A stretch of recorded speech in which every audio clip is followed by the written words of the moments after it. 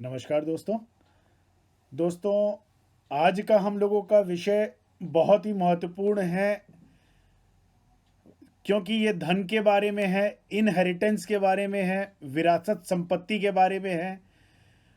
विरासत में मिले हुए मकान, भूमि या फिर धन, जिस व्यक्ति को ये मिलता है उसके कॉम्बिनेशंस कुंडली में कैसे होते हैं और कुंडली में किन भावों से, किन हाउसेस से इसको देखा जाता है, मैं इस स्लाइड के माध्यम से आपको बताऊंगा कि कुंडली में ऐसे कौन से हाउसेस हैं जिससे ये योग बनता है।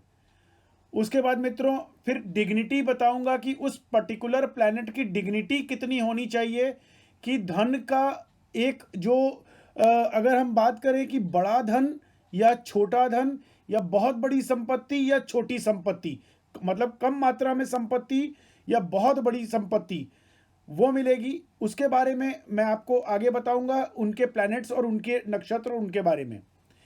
शुरू करते हैं मित्रों। स्लाइड यहाँ पर आप स्लाइड में देख रहे होंगे, मैंने एक हाउस को येलो किया है, बाकी 5 हाउसेस को ग्रीन किया है और उन 5 ग्रीन हाउसेस को मैंने लिखा है income house, income house, luck house, income house और एक में लिखा है 8th हाउस। मित्रों कुंडली में जहाँ येलो किया हुआ है ये आपका सोल है, आपकी लग्न है, आपकी आत्मा है, आप हैं। ठीक।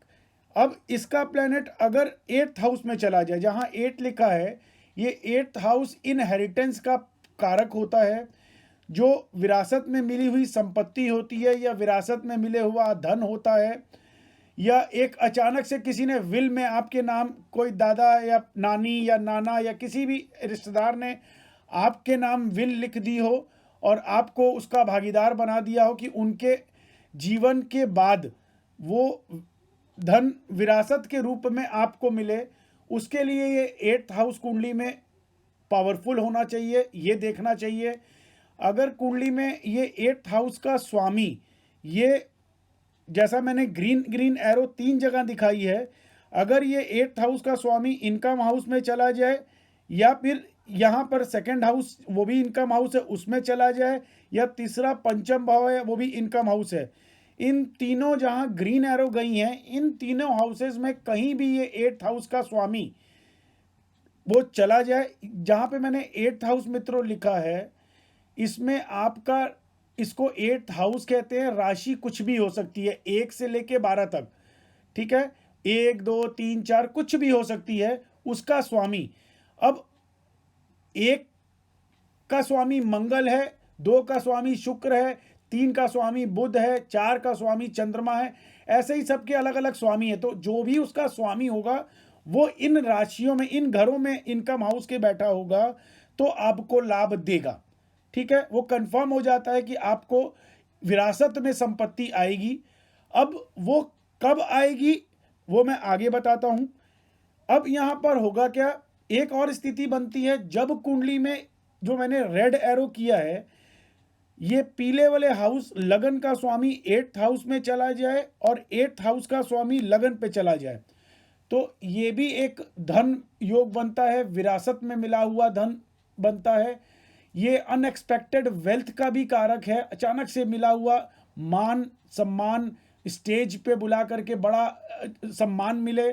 ठीक है, जो पुरस्कार मिलते हैं वो राष्ट्रपति पुरस्कार हो गया या तमाम पुरस्कार हैं, बड़े पुरस्कार आपको बड़े नेताओं से मिले, उसका भी कारक ही 8th हाउस होता है। उसमें प्रमुख रूप से जब 8th हाउस का स्वामी लगन पे हो और लगन का स्वामी 8th हाउस में हो और उसकी महादशा या अंतरदशा आ जाए, तभी मित्रों बड़ी विरासत मिलती है। खासतौर जब महादशा आ जाए, अगर आपकी कुंडली में 8th हाउस की महादशा आ जाए तो ये 100% श्योर है कि आपको विरासत में संपत्ति मिलेगी मिलेगी मिलेगी, कंफर्म है।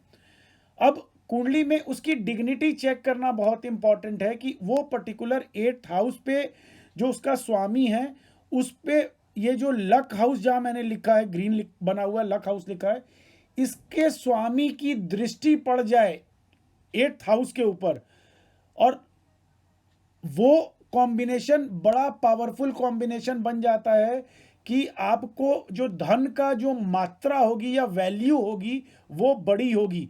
अगर भाग्य का स्वामी अगर उस 8th हाउस के प्लैनेट पे दृष्टि डाल दे तो कंफर्म है कि वो आपको बड़ा धन मिलेगा। अगर कुंडली में समझ लीजिए एग्जाम्पल के तौर पे बृहस्पति वहां पर बैठा हुआ हो, आपकी कर्क लगन की कुंडली हो, नंबर 4 जहां पीला लिखा है वहां नंबर 4 हो, और यहाँ जहां लक हाउस लिखा है यहाँ नंबर 12 हो, और बृहस्पति बैठा हो, उस बृहस्पति की दृष्टि जब शनि के ऊपर पड़ेगी तो शनि की महादशा में बृहस्पति की अंतर्दशा आए, या फिर कोई भी आपकी महादशा चल रही हो उसमें शनि की अंतर्दशा आए 8th हाउस की, और उसमें बृहस्पति का पैतंतर आ जाए, तो ये कंफर्म हो जाता है कि आपको उस समय में ही इनहेरिटेंस मिलेगा। मित्रों, एक चीज मैं आपको और बताऊं जो बहुत इंपॉर्टेंट है। धन हर व्यक्ति को चाहिए, लेकिन जिनकी कुंडली में योग होते हैं वो उन्हीं को धन मिलता है। अन्यथा अगर योग नहीं है, कुंडली में कॉम्बिनेशंस नहीं है, तो धन नहीं मिलता है। दूसरी चीज, कुंडली में जब उस प्लैनेट की महादशा आती है, अब समझ लीजिए आपका जन्म 1970 में हुआ, 1975 में हुआ, या 1900 मान लीजिए 80 में हुआ, लेकिन आपकी 8th हाउस की ना तो अंतर्दशा कोई अच्छी आई ना तो महादशा आई, तो आपको धन तब तक नहीं मिलेगा जब तक वो 8th हाउस की अंतर्दशा ना आए या महादशा ना आए। अन्यथा वो राजयोग पड़ा रहेगा लेकिन वो फलीभूत नहीं होता है।